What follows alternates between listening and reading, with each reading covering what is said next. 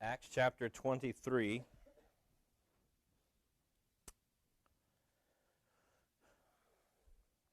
And we're going to make a lot of ground this morning, but I think you'll see why.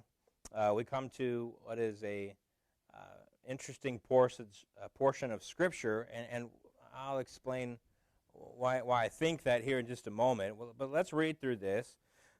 Acts 23, and remember what we have just seen was Paul before the Sanhedrin, and as we know, he really didn't get the chance to say much of anything at all before they began to strike out at him, literally. And then Claudius had to come in and kind of rescue him because they were getting angry, and this new mob formed, I guess you could say. And then verse 11, Jesus comes to him that night and says, hey, be of good cheer. You have testified of me here in Jerusalem. You will testify of me in Rome. And so that's where we pick it up here in verse 12. It says, and when it was day, certain of the Jews banded together and bound themselves under a curse, saying that they would neither eat nor drink till they had killed Paul. And they were more than 40 which had made this conspiracy. And they came to the chief priests and elders, and they said, we have bound ourselves under a great curse, that we will eat nothing until we have slain Paul. Now therefore you with the council signify to the chief captain, that being Claudius Lysias, signify to the chief captain that he bring him down to you tomorrow, as though you would inquire something more perfectly concerning him, and we, or ever he come near, are ready to kill him. And when Paul's sister's son heard of their lying in wait, he went and he entered into the castle and told Paul. And then Paul called one of the centurions unto him, and he said, bring this young man unto the chief captain, for he hath a certain thing to tell him. And so he took him, and he brought him to the chief captain, and he said, Paul the prisoner called me unto him, and he prayed me to bring this young man unto thee, who hath something to say unto thee. And the chief captain took him by the hand, and he went with him aside privately, and he asked him, what is it that thou hast to tell me? And he said, the Jews have agreed to desire thee that thou wouldest bring down Paul tomorrow into the council, as though they would inquire somewhat of him more perfectly.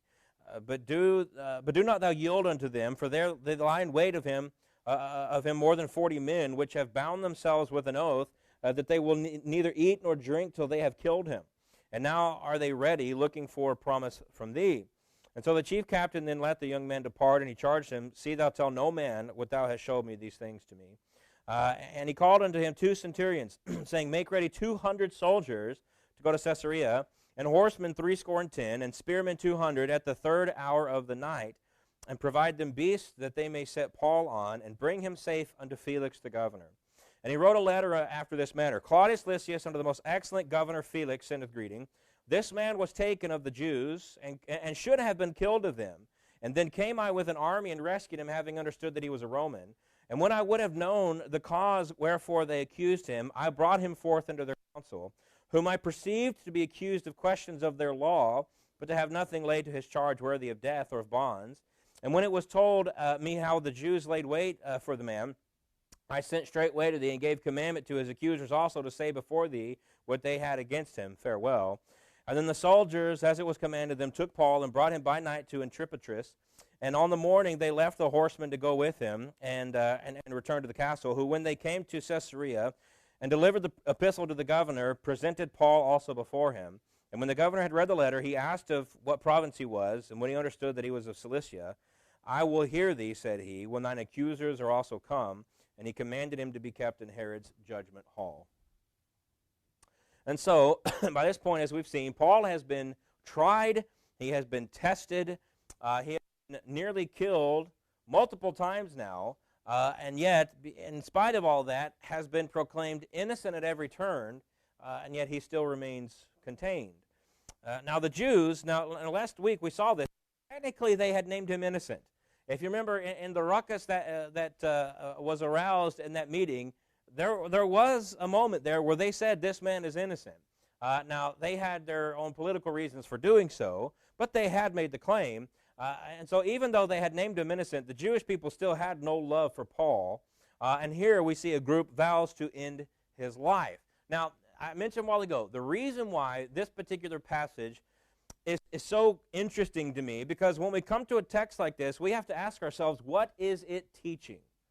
What is this text teaching us as Christians today? you may notice, and perhaps you thought this as we were reading through this, is there is not a single mention of God. There is not a single mention of Jesus, not a mention of the Holy Spirit.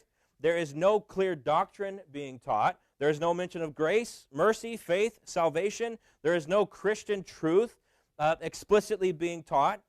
In fact, I would go so far as to say that in these 24 verses that we just read, there is nothing explicit, and I say that on purpose, there is nothing explicit that is distinctly Christian.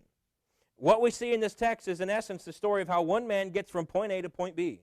In fact, if you removed Paul and you put in any unsaved man into the situation of Paul, you wouldn't really have to change this text at all. And so we have to ask ourselves, why this? And the reason I say this, I mentioned this in Sunday school, because we come to every portion of Scripture, every verse, every chapter, every book, we come to it all, and we understand it all through the lens of 2 Timothy 3, which says that all Scripture is given by inspiration of God, and it is profitable. It is profitable. Meaning there's not a single word in the entire Bible that is just there just to kind of throw away and not think about. No, all of it is given by inspiration, and it is all profitable. There is something that we can glean from every verse, every chapter, every book. And so what do we do with the text like this, where there's nothing really, like I said, distinctively Christian that is being said? And you know, what do I learn from? What do I glean from this text that helps me not just have a historical understanding? Right? This does help me have a historical understanding of how Paul gets from Jerusalem to Caesarea. Right? If I was reading through the book of Acts and I thought, well, hold on, Paul was in Jerusalem and now he's in Caesarea, how did that happen? Well, this text answers that question, but 2 Timothy 3 doesn't say that all Scripture is given by inspiration of God and is profitable for a historical understanding. No, it's profitable for doctrine. It's profitable for reproof. It's profitable for correction and righteousness. It's profitable to help the man of God be thoroughly equipped, right? And so all of these things happen in every Scripture. And so woven into this narrative, basically what is stated that is not stated. Woven into this narrative is that God was making His will come to pass. There's a reason why we have verse 11. There's a reason why in the middle of this narrative section, that is chapter 23, that we have verse 11. Verse 11 is our key for understanding and the application of the rest of chapter 23. And so, in this text, we actually see some parallels to the story of Esther, and I'm going to talk about that towards the end. We see some parallels to the story of Esther, particularly that even when we don't recognize His hand, God is still providentially working. And so that is something that I'm going to come back to that thought. Obviously, we're still going to go through the text this morning, and there's some things to draw out here, but I'm going to come back to this idea of the providence of God, and we'll talk about that more here in just a moment at the end. So, but let's walk through this text, and you know we'll go through this kind of quick this morning. But we see verse 12 here that there was a group of Jewish people, over 40, we're told, who had bound themselves together. Now we have to understand that by this particular point, the Jews have already made several attempts on Paul's life. And that doesn't just include this particular trip to Jerusalem.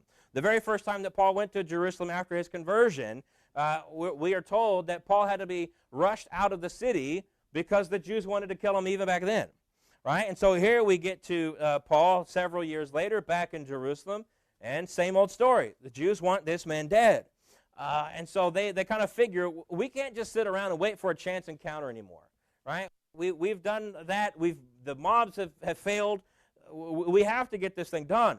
And so a group of over 40 Jews, it says, bound themselves together under a curse. Now that word curse simply refers to an oath. They took an oath.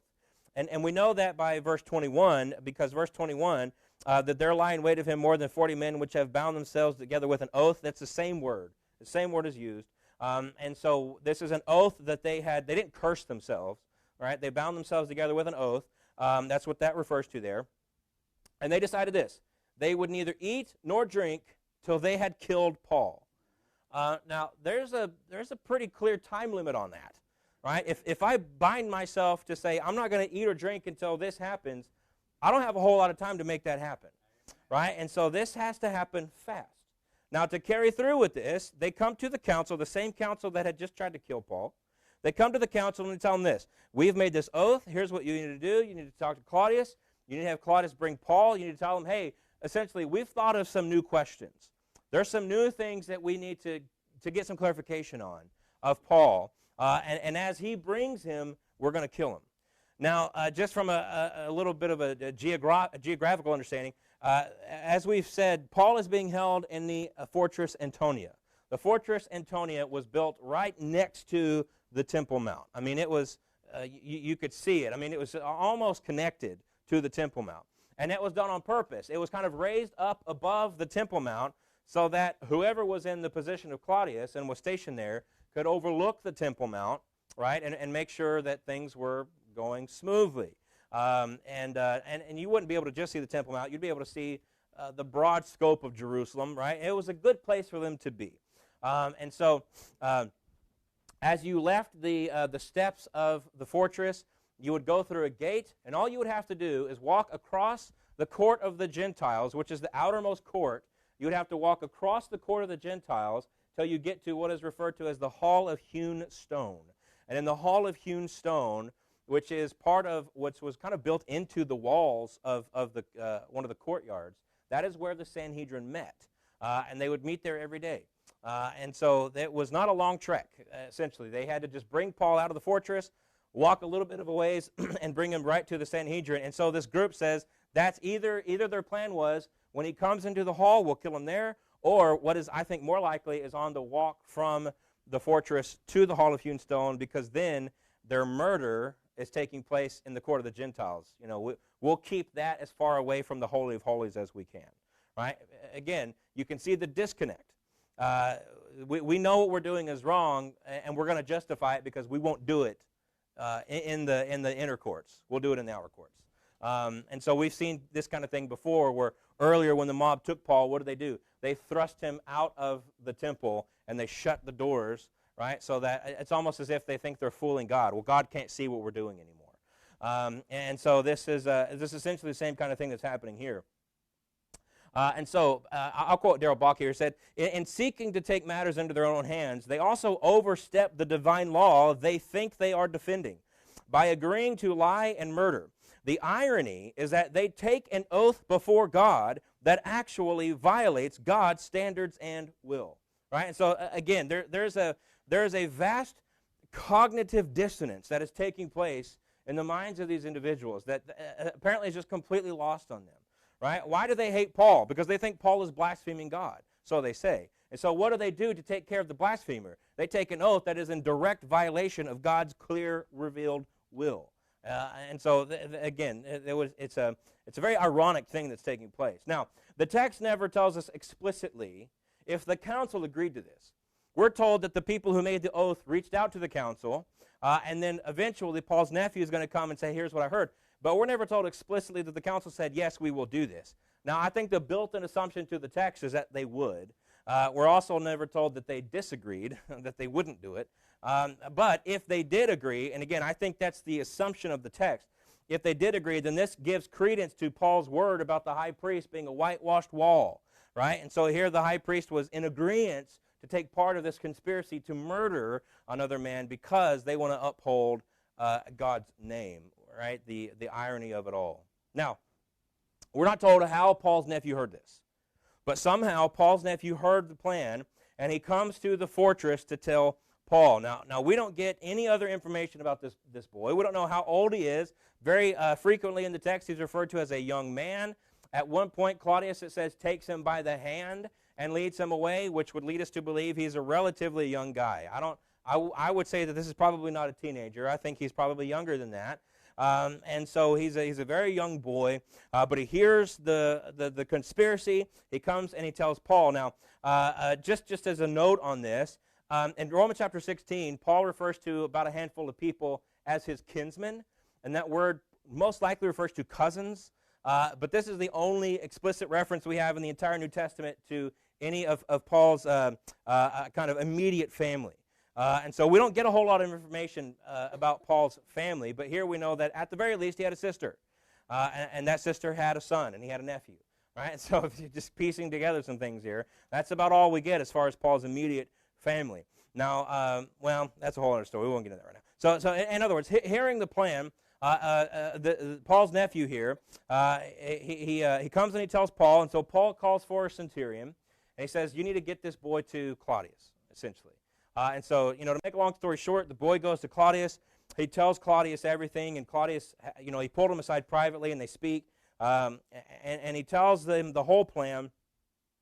And so he pleads with Claudius, don't do this, right? Don't do this. He says the council is going to be looking to you. They're coming to you to see if you will agree to bring Paul.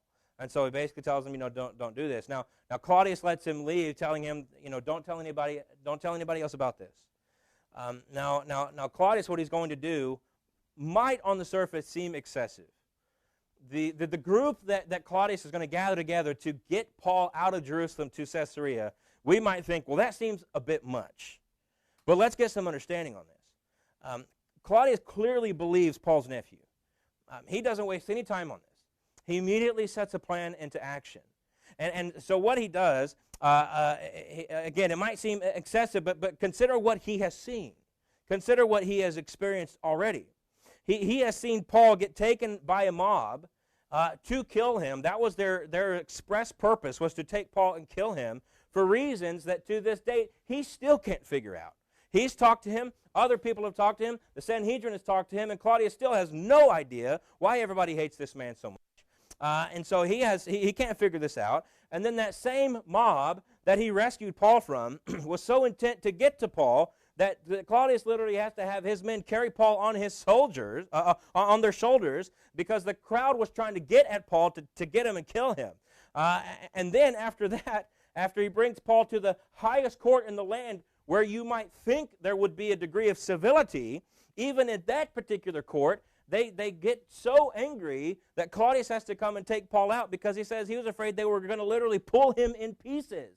Right? That's what he's seen. And so you add all that together, and plus the reputation of the high priest at this time, which we talked about a few weeks ago, was not good. We understand that we have every reason to understand why Claudius would believe that now they've taken upon themselves to just make an oath and we're going to kill him.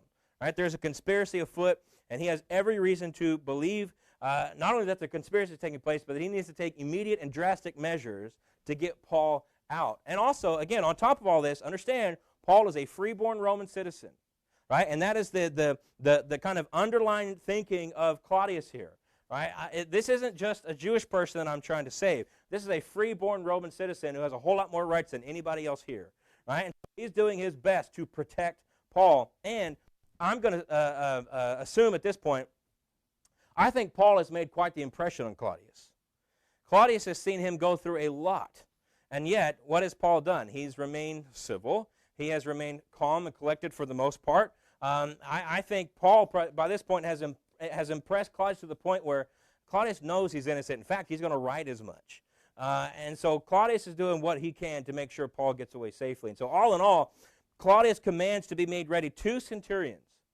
And both of those centurions we're going to bring and lead their 100 men. Remember, centurion is over a group of 100. And so each centurion was going to bring their 100 men. And so there would be 200 soldiers. On top of that, there were going to be 7 mounted cavalries, 70 men on horses. And then there would be an additional 200 spearmen to go along with this whole thing.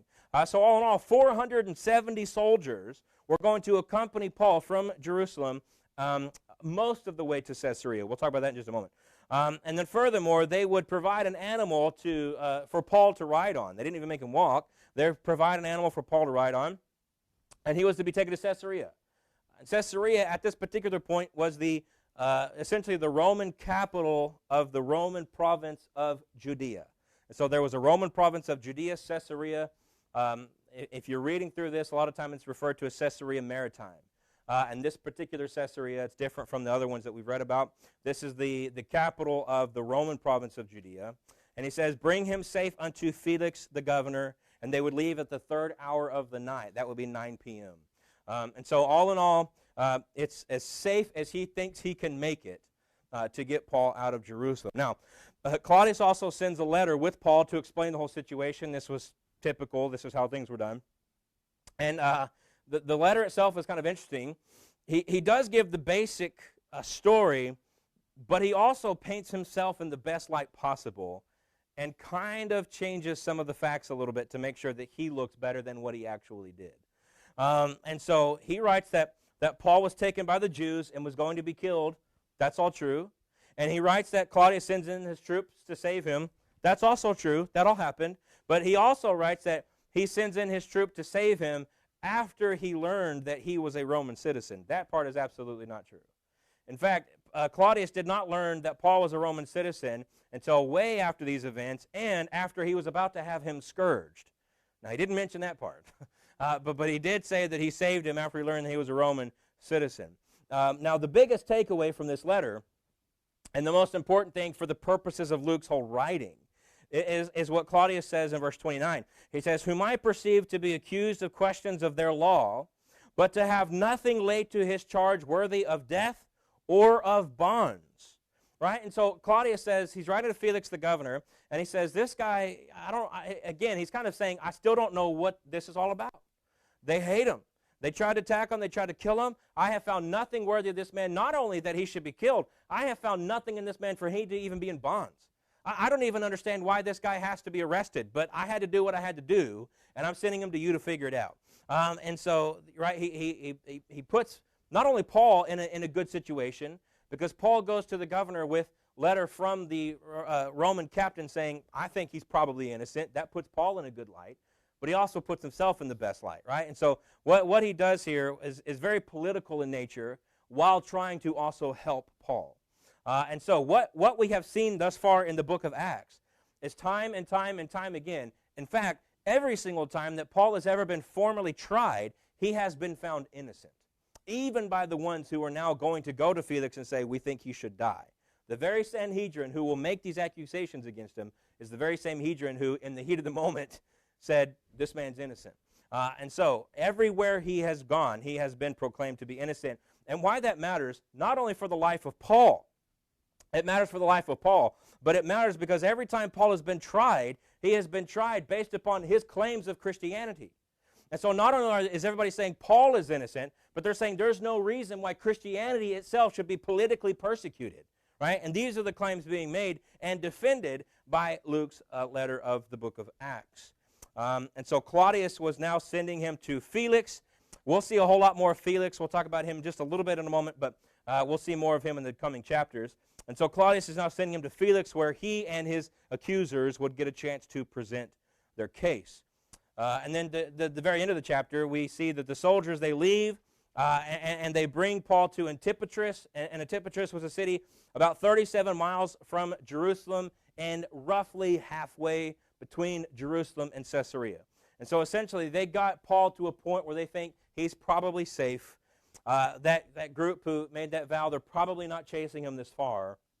And so most of the soldiers return to Jerusalem after Antipatris, and the rest of the cavalry, essentially, they accompany Paul the rest of the way to Caesarea.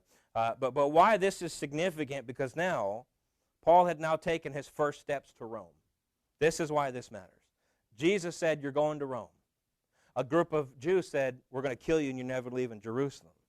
And yet now, under the protection of Rome, interestingly enough, Paul makes his first steps in that direction. And so, again, we see God's will come into pass. Now, just quickly before I get to the providence issue, when they arrive in Caesarea, they present Paul to Felix. Now, just briefly, just a little historical understanding about him. Felix was appointed governor by Caesar himself, by Claudius Caesar in 52 AD. So he was appointed the governor of Judea by Claudius Caesar. But Felix himself was known to be a very cruel and a very corrupt politician. He was known by this by basically everybody. And so that's kind of just a little bit of a basic understanding of him. Like I said, we're going to see a lot more Felix in the coming chapters, so we'll talk more about him as we go. But that's kind of just to get you an idea of who this man was. And so after he reads this letter from Claudius, he asks Paul, where are you from? What province are you from? And Paul responds that he was from Cilicia. And so why he does this is because essentially he's establishing jurisdiction. They were very particular about this. They had to make sure that they had the right jurisdiction so as to not step on somebody else's toes, another governor, procurator, whatever the case may be. And so he's asking for jurisdiction purposes. Now, it's actually debated whether or not Cilicia was actually in Felix's jurisdiction. And so one of two things are happening here. Either Cilicia was in the jurisdiction of Felix, and so he agrees to take on the case, or there are times where historians believe that if there was kind of a neighboring jurisdiction, or if they had a good relationship with whoever had this jurisdiction, they could go ahead and try that. One way or another, either he had jurisdiction or he didn't see that there were going to be any problems jurisdiction-wise if he tried this case, because he agrees to take it, right? And that's what he does. He agrees to take the case. But he says, well, I won't listen to you until your accusers get here, which, is fair. And then he says he commanded him to be kept in Herod's judgment hall. What is interesting here is that Paul was going to end up spending 2 years in this judgment hall. Paul would be in Caesarea for 2 years before he makes his way towards Rome. However, as Bach says again, he says Paul is under both Roman custody and protection. So the interesting thing here is that Paul is contained, technically under arrest, can't leave, he's in Caesarea, but has not ever in his whole ministry been more protected than he is at this moment. So he can't necessarily go out and do all the things he might want to do, but he's more protected than he has ever been in his entire ministry. And again, God is using all this to get the gospel to specific areas. And so Paul was in Caesarea for 2 years. And so you know what he had the opportunity to do for 2 years? Give the gospel. That's what he had the opportunity to do. And so we'll see Paul in Caesarea in the coming chapters. Now, as I mentioned in the very beginning, this is an interesting text. Because, like I said, if you remove Paul and you put any other unsaved person in his situation, you probably, nobody would read through that and think, well, this is God clearly moving. This is miraculous things. These are wonderful events. No, you would just think this is just a typical historical record of how this prisoner got from Jerusalem to Caesarea. And so again, as Christians, we have to ask ourselves, well, how do we interpret this in light of 2 Timothy 3? And so even in the absence of doctrine, there's glaring truth. There is glaring truth.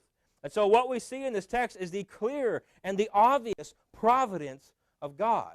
And I've already alluded to this already, but I just want to make this point more clear before we close this morning. So providence is very simply defined as the means by which God directs and cares for his creation, and by creation we would say particularly humanity.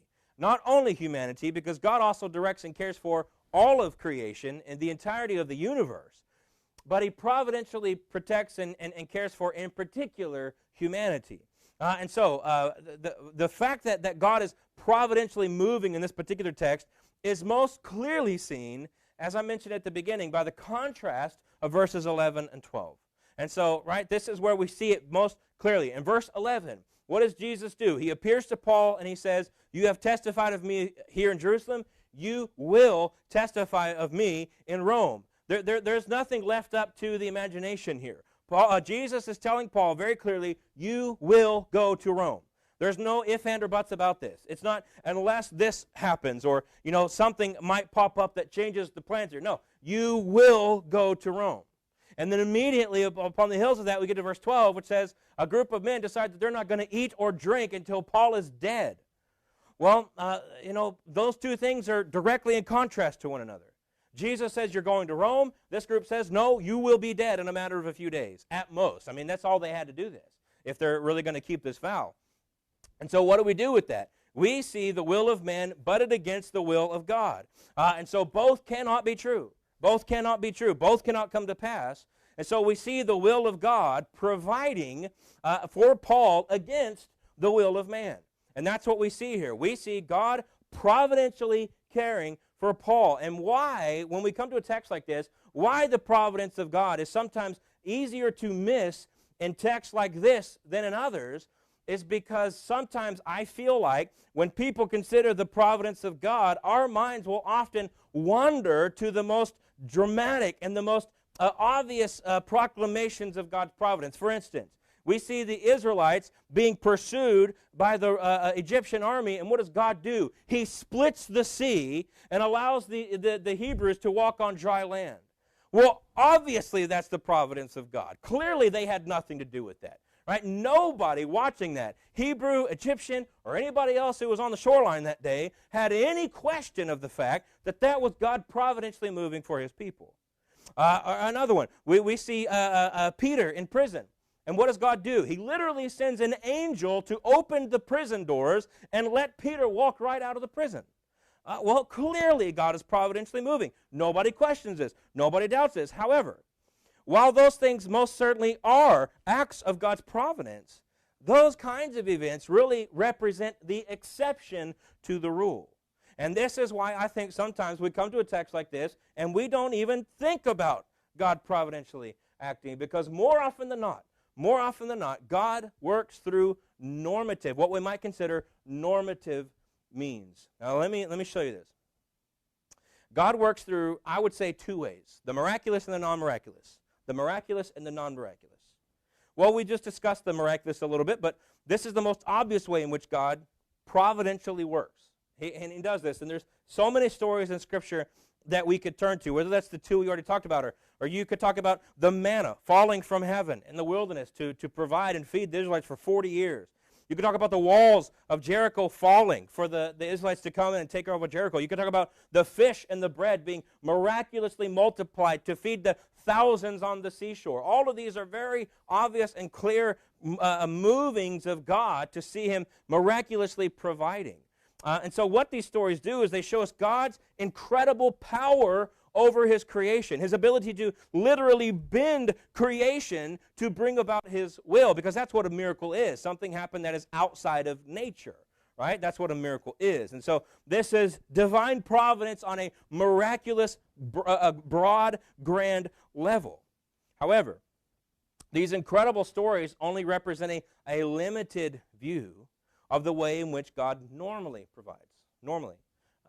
I still believe, even as a cessationist, that God does miracles. I still believe that God still miraculously works today. However, that's not the normative way. That is not the normal way things are done. And so God often, and I would say most often, works through what we might call normative means, and they are just that. They're normal. In fact, so normal that I think more often than not, we completely miss it. We don't even consider the fact that, oh man, this was God providentially working in my life. We might not even consider the fact that God was moving until we are reminded that he in fact was. And let me give you the most obvious example of this in Scripture, which is of Joseph. And so, I think we're probably all familiar with the story of Joseph, but Joseph is literally kidnapped by his brothers, put into a pit, sold into slavery, thrown in a prison for several years. All the events take place. And as terrible and as tragic of a story as that is, we read through that story, and you might think, well, God's nowhere in this story until Joseph is speaking to his brothers, and he says, "As for you, you thought evil against me, but God meant it unto good." Why? To bring to pass as it is this day, to save much people alive. And so we understand there was a famine going on, and because of Joseph and what he was able to do with the interpretation of dreams, he was able to set up stores of food to save countless, probably, number of people during those 7 years of famine. And so we read through that story of Joseph, and we think, well, his brothers are horrible, and all these things are taking place to Joseph that are just bad and terrible and awful, and we might not ever once think, oh, God is working. God is behind the scenes. God is getting Joseph to a specific point and a specific place in time so that his goodness can be shown through Joseph to an untold number of people, most of which will never call upon his name. But that's God's providence. God was providentially moving to save thousands of people. And so we read through the story of Joseph, and again, until Joseph makes this wonderful proclamation, we might totally miss it. We might totally miss the point that God was moving.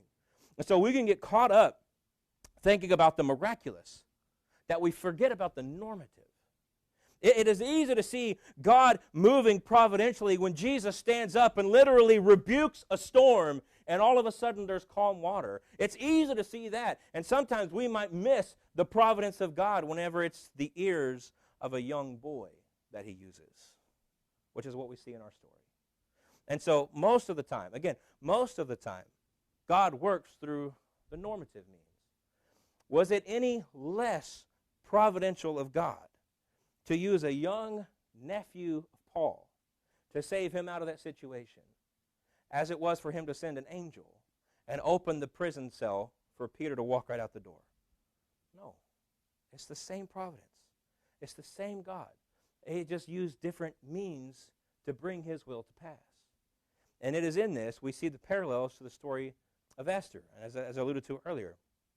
And so the most obvious of which is that the book of Esther is probably most well known for the fact that God is never mentioned in the whole book. God is never once mentioned in the whole book of Esther. And yet, what do you see? You see God clearly moving behind the scenes in the book of Esther. And so some of the parallels. In both stories, Esther and Paul are saved by a family member. Esther, in fact, you could say all the Jews in Babylon, for that matter, are saved by the wisdom of her cousin Mordecai. Without going through the whole story, Haman's plan to have the Jews exterminated was enacted. And after it was enacted, Mordecai, Esther's cousin, urges Esther to go to speak to the king, which, as she knew very well, I can't just approach the king. If you approach the king without having been asked, it's a death sentence. I'll be killed.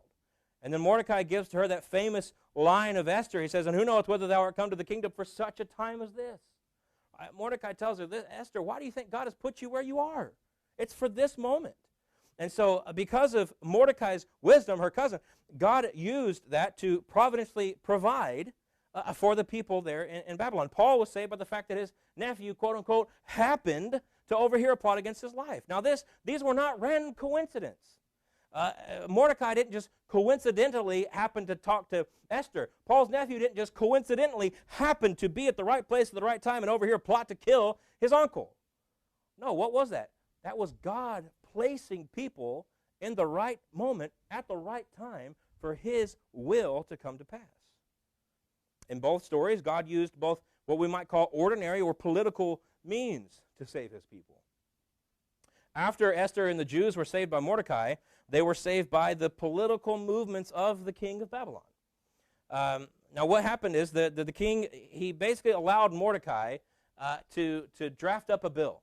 He tells Mordecai, draft it up, use my ring to seal it, and it'll make it law in Babylon. But you do what you think is best. And so Mordecai drafts up a bill which essentially allowed the Jews to legally protect themselves using basically any means they could against anybody who might do them harm. And so he sealed it with the king's ring. And so there was a political moving that helped save the Jews in Babylon. Well, similarly, after Paul was saved by his nephew, it was the decision of a Roman captive through political means to take Paul out of Jerusalem and send him to Caesarea to be tried by what? Pagan political courts. Right? And God used that to help save Paul and get Paul where he wanted him to go. And so again, the hand of God was moving pagan men to bring his will to pass. God was using pagan men, and that's the most impressive thing about that, to bring his will to pass. And of course, as we already mentioned, the most obvious is that in both stories, there's not one mention of God. However, even though God was never mentioned, God was clearly moving. God was clearly acting. God was providentially working to make his will come to pass in the book of Esther or here in the story of Paul. And so, in conclusion, Jesus made a promise to Paul, a promise that Jesus would not forget. Now, the road to Rome may have been long. It may have been painful. We're going to see Paul go through some stuff before he gets to Rome. As I already mentioned, he's in Caesarea for 2 years. Now, for 2 years, Paul is sitting there contained in Caesarea, having to cling to this promise that Jesus said, I'm going to Rome. And so even though some terrible things may have happened, even though he's going to go through shipwreck, even though people are going to come against him, there's going to be a lot of things happen before he gets to Rome, he has this promise of Jesus that ultimately you will get there. And not only will you get there, you will testify of me in Rome as you have testified of me in Jerusalem. And so the road to Rome was long, but it led Paul exactly where God wanted him to be. And so ultimately, as we discussed, this is a simple story. As I mentioned at the very beginning, what we have read in our text today is really, in essence, the story of how one man gets from point A to point B. There's not a whole lot more to it until you pull back the scenes and you understand, no, there's a whole lot to it. Because God was moving pieces, like on a chessboard, God was moving pieces to make his perfect moves come to pass.